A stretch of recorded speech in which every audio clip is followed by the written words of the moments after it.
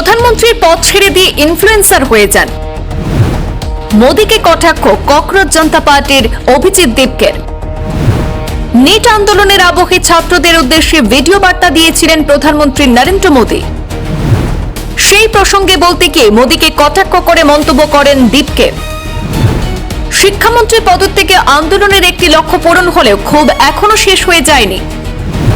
প্রয়োজনে ভবিষ্যতে আরো বৃহত্তর আন্দোলনের পথে হাঁটারও ইঙ্গিত দেন দীপকে। প্রয়োজন হলে আগামী দিনে সরকারও বদলে দেওয়া হবে, হুঁশিয়ারি সিজেপির। নিট প্রশ্ন ফাঁস আন্দোলনের প্রেক্ষাপটে তার এই মন্তব্য এখন রাজনৈতিক মহলে চর্চার কেন্দ্রবিন্দু।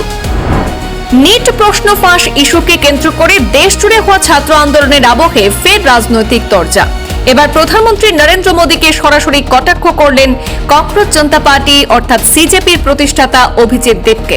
তার মন্তব্য, প্রধানমন্ত্রীর পদ ছেড়ে দিয়ে ইনফ্লুয়েন্সার হয়ে যাওয়াই উচিত মোদীর। ছাত্র আন্দোলনের জেরে কেন্দ্রীয় শিক্ষামন্ত্রী ধর্মেন্দ্র প্রধান পদত্যাগ করার পর মহারাষ্ট্রে নিজের বাড়িতে ফিরে সংবাদ মাধ্যমে মুখোমুখি হন অভিজিৎ দেবকে। সেখানেই তিনি বলেন, প্রধানমন্ত্রী হিসেবে দেশের দায়িত্ব পালনের চেয়ে সংবাদ মাধ্যমে সক্রিয় থাকতেই নরেন্দ্র মোদী যেন বেশি স্বাচ্ছন্দ্য করেন। দীপকের ভাষায়, আমার মনে হয় প্রধানমন্ত্রী মোদীর এখন ইনফ্লুয়েন্সার হয়ে যাওয়া উচিত।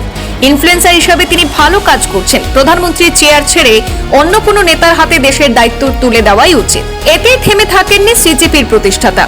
দীপকের অভিযোগ যে আন্দোলন প্রত্যাহারের পরও বিভিন্ন রাজ্যে আন্দোলনে অংশ নেওয়া ছাত্রছাত্রীদের চিহ্নিত করে হয়রানি করা হচ্ছে। তিনি দাবি করেন, এই ধরনের পদক্ষেপ অবিলম্বে বন্ধ করা না হলে আগামী নির্বাচনে এর রাজনৈতিক জবাব দেওয়া হবে। অভিজিৎ দীপকে আরো বলেন, শিক্ষামন্ত্রী পদত্যাগে আন্দোলনের একটি লক্ষ্য পূরণ হলেও ক্ষোভ এখনো শেষ হয়ে যায়নি। প্রয়োজনে ভবিষ্যতে আরো বৃহত্তর আন্দোলনের পথে হাঁটারও ইঙ্গিত দেন তিনি।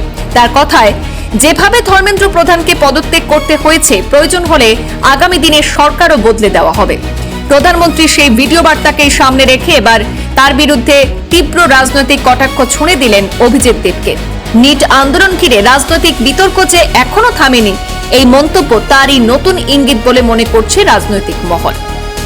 ব্যুরো রিপোর্ট, পূর্বাঞ্চল প্রতিদিন।